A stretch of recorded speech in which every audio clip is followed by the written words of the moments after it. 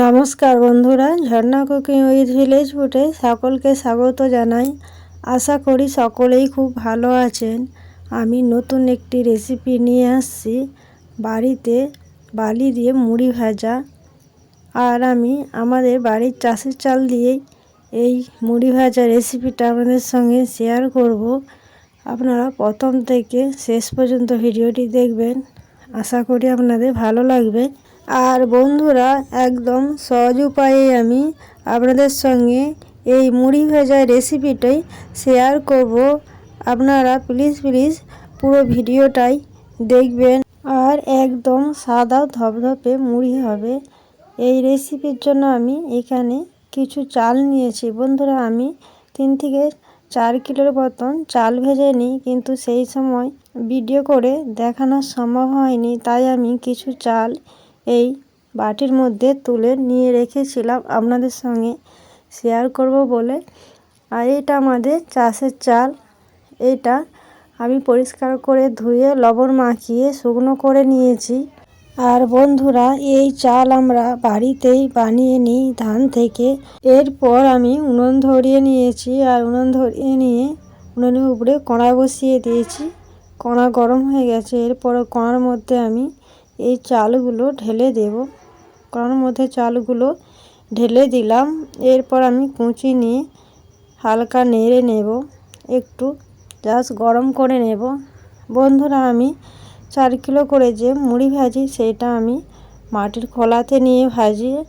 আর এখানে অল্প চাল বলে আমি এই কড়ার মধ্যেই দেখিয়ে দিচ্ছি। আর বন্ধুরা, চাল যদি লবণ মাখিয়ে খুব সুন্দর করে শুকনো করা থাকে, একদম দাঁতে ফেললে যেন খটখট আওয়াজ হয়, তাহলে কিন্তু বেশি সময় নাড়তে হবে না, জাস্ট 10 থেকে 15 মিনিট নাড়লেই হবে। চালটা আমার খুব ভালো মতো হয়ে গেছে। এরপর আমি নামিয়ে নেব। এই পাত্রের মধ্যে নামিয়ে নিয়েছি। আর বন্ধুরা, এই মুড়ির চাল নেড়ে নেওয়ার পর এই চালটা একটু ঠান্ডা করে নিতে হবে, হালকা ঠান্ডা করে নিতে হবে। খুব গরম অবস্থায় কিন্তু বালিতে দিয়ে মুড়ি ভাজা যাবে না, তাহলে মুড়ি কিন্তু ভালো হবে না। বন্ধুরা, আবারও আমি কড়া বসিয়ে দিয়েছি। আর কড়ার মধ্যে দিয়ে দিয়েছি বালিটা ভালো করে কড়ার মধ্যে চাড়িয়ে নেব।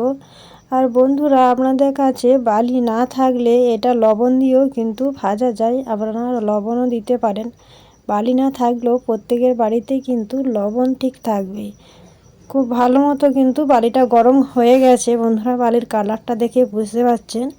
আমি কিন্তু বালির মধ্যে চাল দিয়ে দিয়েছি। দিয়ে এইভাবে নাড়তে নাড়তে দেখুন বন্ধুরা, কত সুন্দর মুড়ি ফুটে আসছে। আর আমি এইভাবে সব মুড়ি বালি থেকে তুলে নেব। দেখুন বন্ধুরা, বালির মধ্যে কিন্তু একটাও আর মুড়ি নেই।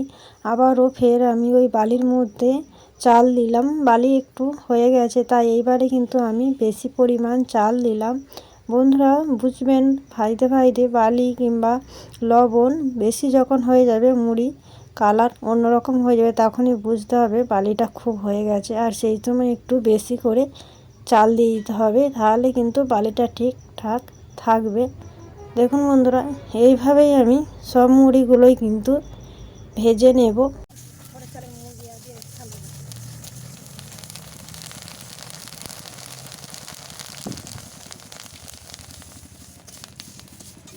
দেখুন বন্ধুরা, এইভাবে আমি সব মুড়িগুলো ভেজে নিয়েছি। আর এইখানে মুড়ি কত সুন্দর হয়েছে দেখুন বন্ধুরা, আমি তুলে দেখিয়ে দিচ্ছি। একদম সাদা ধপধপে মুড়ি হয়েছে।